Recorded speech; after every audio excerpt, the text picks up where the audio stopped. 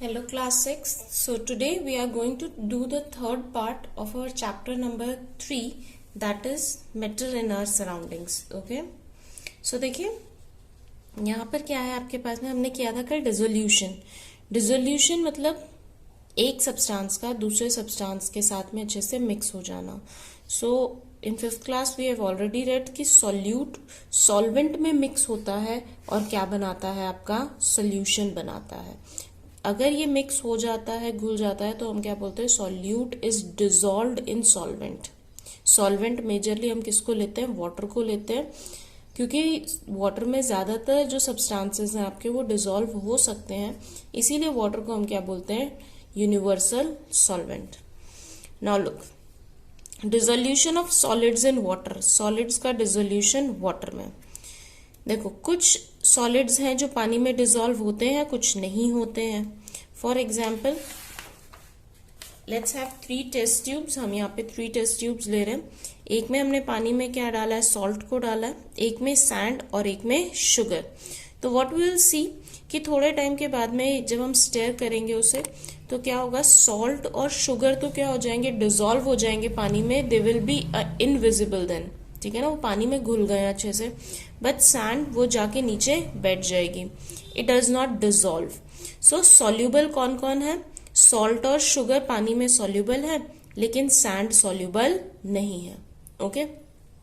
Now इसी तरह से दूसरे भी एग्जाम्पल्स आप ले सकते हो, ठीक है ना. लिक्विड्स भी होते हैं, लेकिन अभी हम सॉलिड्स की बात करें तो सैंड की बजाय आप पेबल्स, स्टोन्स, कॉइन्स, ठीक है ना, कुछ भी आप ले सकते हो, which are insoluble in water. Next, solubility and saturated solution.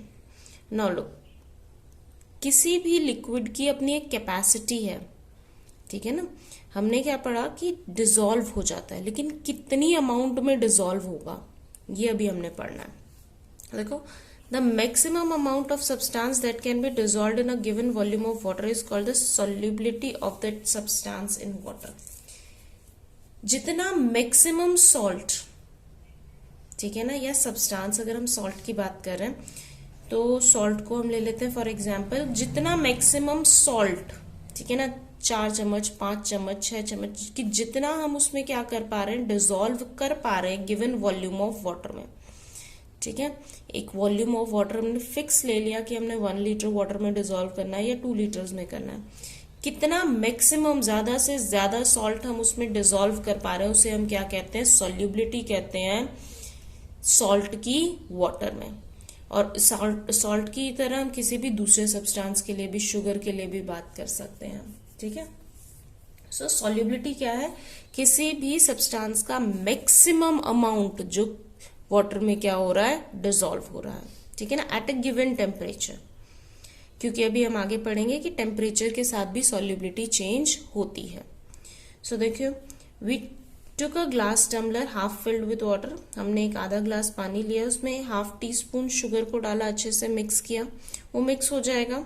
फिर हमने दोबारा से उसमें सॉल्ट डाला ½ टीस्पून, फिर मिक्स किया, वो फिर से मिक्स हो जाएगा. ऐसा हमको तब तक करना है जब तक कि सॉल्ट डिसॉल्व होना बंद ना हो जाए. एक स्टेज ऐसी आएगी जब आप इसको स्टिर करते रहोगे लेकिन सॉल्ट और ज्यादा डिसॉल्व नहीं होगा. ठीक है, तो इस स्टेज को हम क्या बोलते हैं, ये क्या है, मैक्सिमम अमाउंट ऑफ शुगर है जिसको हम डिसॉल्व कर रहे हैं. ठीक है ना, इससे ज्यादा शुगर या सॉल्ट आपका डिसॉल्व नहीं होगा. ठीक है ना. नाउ इस एक्टिविटी से हमको क्या पता चला कि कॉमन सॉल्ट या शुगर, यहाँ पे हमने शुगर लिया है, हम कॉमन सॉल्ट भी ले सकते हैं. ठीक है ना, कितना कॉमन सॉल्ट या कितना शुगर आपका क्या हो रहा है, पानी में मैक्सिमम ज्यादा से ज्यादा डिसॉल्व आप कर सकते हो, कितने टीस्पून. ठीक है, 5, 6, 7 आप काउंट कर लोगे. The solution obtained in the above activity can not dissolve more sugar. अब ये जो सॉल्यूशन हमारा बना है, इसमें और ज्यादा शुगर या और ज्यादा सॉल्ट हम डिसॉल्व नहीं कर सकते इस सॉल्यूशन में. Such a solution which can not dissolve more amount of a given substance at given temperature is called a saturated solution. ऐसा सॉल्यूशन जिसमें और ज्यादा सॉल्यूट को आप उसी टेम्परेचर पर, सेम टेम्परेचर पर डिसॉल्व नहीं कर सकते, उसे हम क्या बोलते हैं, सेचुरेटेड सॉल्यूशन, मतलब ये पहले से सेचुरेट मतलब भरा होना, ठीक है ना। एक ग्लास में पानी है, वो बिल्कुल ऊपर तक पानी से भरा है, उससे ज्यादा हम उसमें पानी नहीं डाल सकते। तो ऐसे ही ये सॉल्यूशन है, सॉल्ट का है या शुगर का है, इस सॉल्यूशन में इतना नमक आपने ऑलरेडी डाल दिया है कि इससे ज्यादा नमक इसमें नहीं आ सकता। तो ऐसे सॉल्यूशन को, जो बिल्कुल फिल्ड सॉल्यूशन है, उसे हम क्या बोलेंगे, सेचुरेटेड सॉल्यूशन, ठीक है। अब देखो effect of temperature on solubility, अभी मैं बोल रही हूँ सेम टेम्परेचर पर, ठीक है ना, टेम्परेचर चेंज नहीं होना चाहिए, टेम्परेचर आपका सेम रहना चाहिए। क्यों? क्योंकि टेम्परेचर का इफेक्ट होता है सॉल्युबिलिटी पर। क्या होता है वो देखो, on increasing the temperature that is on heating the solution the solubility of substance generally increases. जब हम किसी सब्सटेंस को हीट करते, किसी सॉल्यूशन को हीट करते हैं, गर्म करते हैं, मान लीजिए यही सॉल्यूशन अभी हमने शुगर का लिया था वाटर में, हमने तब तक मिक्स किया जब तक शुगर डिसॉल्व नहीं हो रही थी। अब अगर इस सॉल्यूशन को मैं क्या कर दूं, हीट कर दूं, गर्म कर दूं, तो इसमें आप देखोगे कि और शुगर भी डिसॉल्व हो सकती है, और चीनी या और नमक फिर से डिसॉल्व होने लग जाएगा, ठीक है ना। So on increasing the temperature, जब हम टेम्परेचर को बढ़ाते हैं, जब हम सॉल्यूशन को गर्म करते हैं, तो सॉल्युबिलिटी सब्सटेंस की क्या होती है, इंक्रीज होती है, वो बढ़ जाएगी, वो और सॉल्यूट को अपने अंदर डिसॉल्व कर सकता है। This means in a given volume of water a large amount of substance can be dissolved if the water is heated. इसका मतलब क्या है कि अगर हम पानी को गर्म करते रहें और उसमें शुगर या सॉल्ट को मिलाते रहें, तो वो और ज्यादा शुगर और सॉल्ट को अपने अंदर क्या कर सकता है, डिसॉल्व कर सकता है। यही एक्टिविटी है। देखिए यहाँ हमने क्या किया है, दो इक्वल वॉल्यूम ऑफ वाटर लिए हैं, ठीक है। मान लीजिए आपने हाफ हाफ ग्लास वाटर लिया है, ठीक है ना, और एक को आपने हीट कर दिया, वन ऑफ द टम्बलर्स, और दोनों, एक को हीट नहीं किया, मान लीजिए दो बीकर्स ले लीजिए आप, ए एंड बी, ठीक है ना। इसमें भी इतना ही पानी है, इसमें भी इतना ही पानी है ना।